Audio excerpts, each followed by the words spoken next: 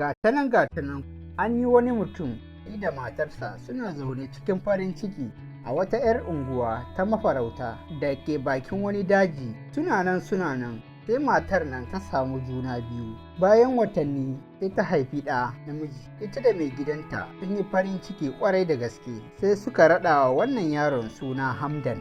Bayan ta yaye Hamdan da 'yan kwanaki sai ta sake samun wani ciki, amma kuma sai mai gidanta ya rasu kafin ta haihu.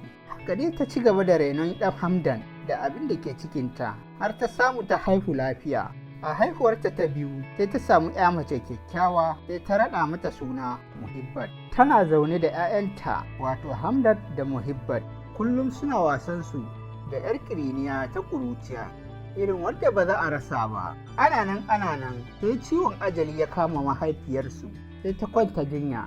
Sai ko ta kirawo yaranta ta ce, Hamdan da Muhibbat, jikina ya gaya min cewa ciwon nan ba na tashi ba ne, saboda haka Hamdan ga ƙanwarka na Muhibbat, ba ta da kowa a nan sai kai, saboda haka ka kula da ita.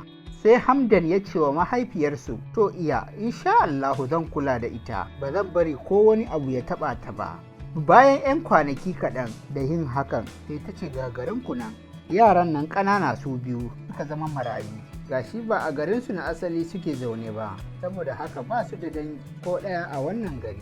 Duk da cewa Hamdan bai gama ƙwari ba, amma kullum da safe sai ya shiga daji ya farauto ƙananun dabbobi, ya tsinko 'ya'yan itatuwa don su ci su ƙoshi da ƙanwarsa Muhibbat. Haka dai ya ci gaba da renon ƙanwarsa. Duk sanda ta fara kuka irin na yarinta, sai ya shiga yana mata waƙa yana lallashinta. Duk sanda ya yi mata wannan waƙan sai ta yi shiru, komai zafin kukan da take yi. A duk lokacin da zai fita daji farauta sai ya ɓoye Muhibbat har ya je ya dawo. Kullum haka har dai wata rana ya saba da namun dajin, kuma suka lura cewa yakan zuba wani abincin da ya samu a dajin a cikin jakarsa ya tafi da shi gida. Wata rana da ya je farauta ya gama, sai namun dajin suka tare shi da hira. Suna cikin hira sai zaki ya ce da shi, Hamdan, kullum na ga idan ka samu abinci kakan tafi da shi a jakarka, ina kake kaiwa ne, ko iyayenka kake kaiwa? Sai Hamdan ya ce, a'a, ba ni da kowa illa ƙanwata Muhibbat, ita kaɗai gare ni, iyayenmu sun rasu sun bar mu kaɗai, ita nake kaiwa wannan abincin. Jin wannan bayani duka suka tausaya masa, sai ya yi ban kwana da su ya tafi gida. To ashe kura ta laɓe tana jin duk abin da ya faɗa. Wata rana da Hamdan ya tafi farauta kamar yadda ya saba, sai kura ta lallaba ta je gidan ta gano inda ya ɓoye Muhibbat, sai ta kama ta cinye. Da Hamdan ya dawo gida ya nemi ƙanwarsa a inda ya ɓoye ta domin ya ba ta abinci, sai bai ganta ba. Sai ya fara kuka, ya kara da ya bincikawa ko ya ganta, amma abin ya ci tura. Amma da ya ɗan duba bayan ɗaki sai ya ga jini a inda kura ta cinye ta. Ganin haka ya koma daji ya tara namun dajin yana tambayar su wanda ya cinye masa ƙanwarsa daga cikinsu.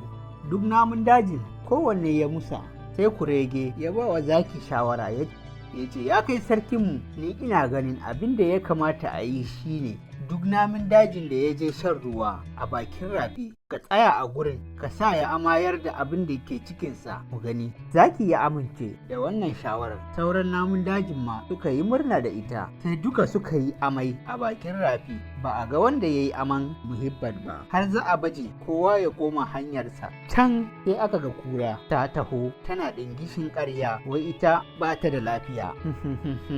Sai aka gaya mata abin da aka yi, sai aka gaya mata abin da ake yi, sai ta ce, ni fa ba ni da lafiya, tun safe ban ci komai ba, balle in yi amai. Namun dajin suka ji haka sai suka yi shiru. Can sai kurege ya dubi zaki ya ce, manyan dawa, da gaskiya ne bata ci komai ba, me yasa za ta zo shan ruwa? Ƙarya take yi, ai dole ta kakuro aman ko da cikinta ba komai kuwa. Duk sauran namun dajin suka ce da zaki, maganar kurege gaskiya ce. Sai zaki ya harari kura ya ɗaga mata tsawa ya ce, dole sai kin yi amai, mun gani, idan ba haka ba kuwa yanzu in kashe ki mu cinye naman. Nan da nan kura ta yi amai, sai ga Muhibbat ta faɗo tik Da Hamdan ya ga haka, shi kenan gaskiya ta tabbata, dama mutane suna cewa kura mace amana ce. Kafin kiftawar ido, sauran namun dajin sun far mata suka ya galgala ta. Shi kuma Hamdan ya ɗauki kanwarsa Muhibba ya wanke ta tas, sai gashi ta tashi sumul kamar ba a taɓa ta ba. Sai ya sa ta a gaba suka kama hanyar gida. Haka ya ci gaba da renon kanwarsa Muhibba har ta girma ya aurar da ita.